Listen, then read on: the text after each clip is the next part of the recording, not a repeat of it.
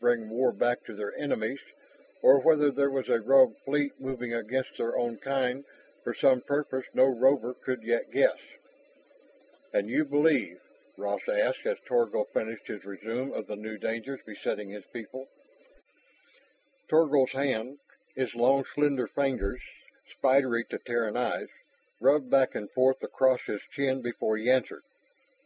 "It is very hard for one who has fought them long to believe that suddenly those shore rats are entrusting themselves to the waves, venturing out to stir us with their swords. One does not descend into the depths to kick a sulker in the rump, not if one still has its wits safely encased under his skull braid.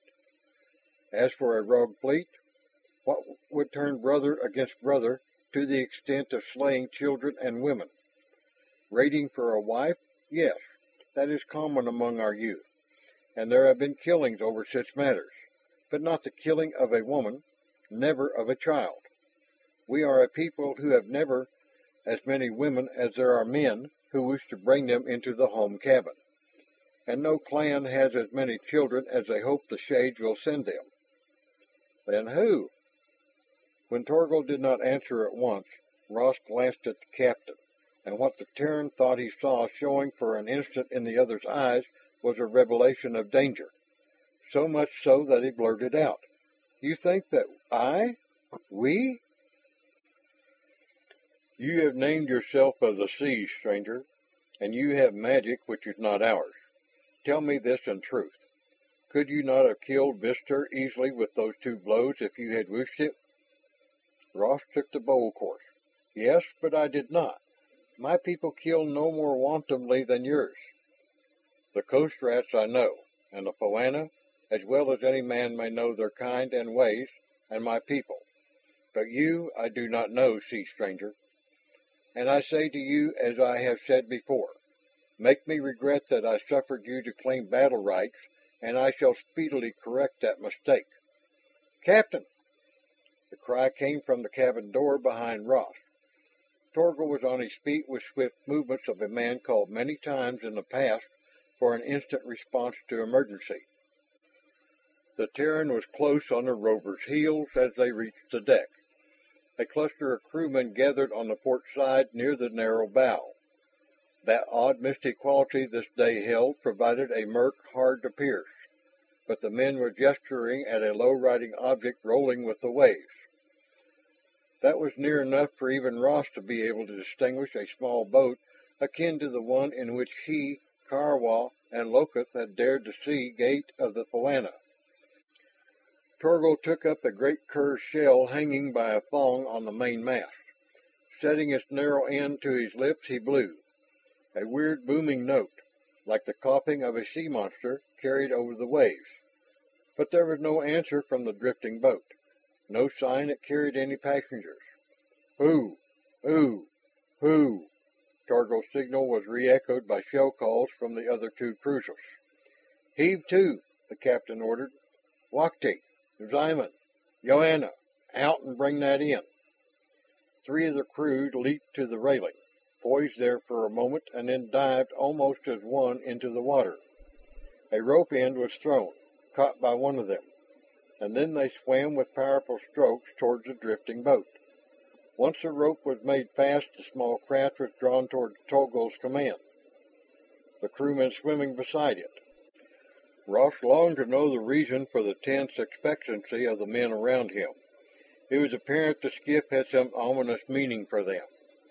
Ross caught a glimpse of a body huddled within the craft. Under Torgal's orders, a sling was dropped, to rise, weighted with a passenger.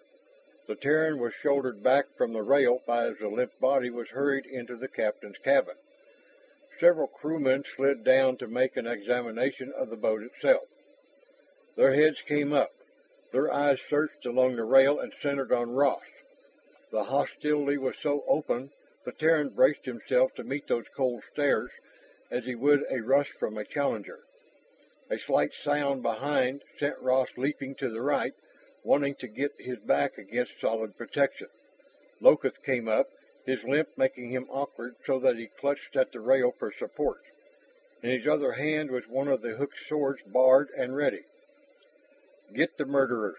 someone in the back line of the massing crew yipped that. Ross drew his diver's knife. Shaken at this sudden change in the crew's attitude, he was wearily on the defensive. Locust was beside him now, and the Evacuean nodded to the sea. "Better go there," he cried. "Over before they try to gut you." "Kill!" The word shrilled into a roar from the rovers. They started up the deck towards Ross and Locust. Then someone leaped between and Vistor fronted his own comrades. "Stand away!" One of the others ran forward, thrusting at the tall rover with a stiffened, outheld arm to fend him out of their path. Vistor rolled a shoulder, sending the man shunting away. He went down while two more, unable to halt, thudded on him. Vistor stamped on an outstretched hand and sent a sword spinning. "What goes here?" Torgal's demand was loud enough to be heard. It stopped a few of the crew, and two more went down as the captain struck out with his fist. Then he was facing Ross. The chill in his eyes was a threat the others had voiced. "I told you, sea stranger, that if I found you are a danger to me or mine, you would meet the justice of Putka."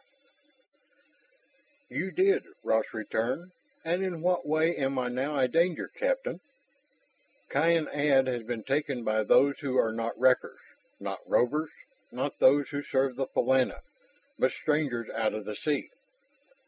Ross could only stare back, confused, and then the full force of his danger struck home. Who those raiding sea strangers could be, he had no idea, but that he was now condemned out of his own mouth was true, and he realized that these men were not going to listen to any argument from him in their present state of mind. The growl of the crew was that of a hungry animal. Ross saw the wisdom in Locust's choice. Far better chance the open sea than the mob before them. But his time for choice had passed. Out of nowhere whirled a lacy gray-white net, slapping him back against a bulkhead to glue him there. Ross tried to twist loose, got his head around in time to see Locust scramble to the top of the rail, turn as if to launch himself at the men speeding for the now helpless Terran. But the Evacuean's crippled leg failed him, and he toppled back overside. "No!" Again Torgal's shout halted the crew. "He shall take the black curse with him when he goes to meet the shadow. And only one can speak that curse. Bring him!" Helpless, reeling under their blows, dragged along, Ross was thrown into the captain's cabin, confronted by a figure braced up by coverings and cushions in Torgal's own chair. A woman. Her face a drawn death's head of skin pulled tight upon bone, yet a fiery inner strength holding her mind above the suffering of her body. Looked at the Terran with narrowed eyes. She nursed a bandaged arm against her, and now and then her mouth quivered as if she could not altogether control some emotion or physical pain. "Yours is the cursing, lazy Jaza. Make it heavy to bear for him as his kind has laid the burden of pain and remembering on all of us." She brought her good hand up to her mouth, wiping its back across her lips as if to temper their quiver, and all the time her eyes held upon Ross. "Why do you bring me this man?" Her voice was strained, high. "He is not of those who brought the shadow to Ad." "What?" Torgal began, and then schooled his voice to a more normal tone. "Those were from the sea." He was gentle in his questioning. "They came out of the sea, using weapons against which we had no defense." She nodded. "Yes, they made very sure that only the dead remained.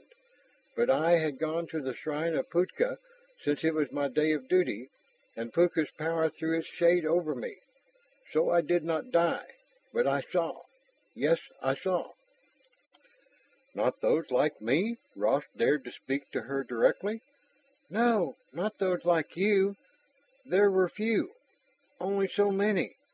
She spread out her 5 fingers. "And they were all of one, like as if born in one birth. They had no hair on their heads, and their bodies were of this hue." She plucked at one of the coverings they had heaped about her. It was a lavender blue mixture.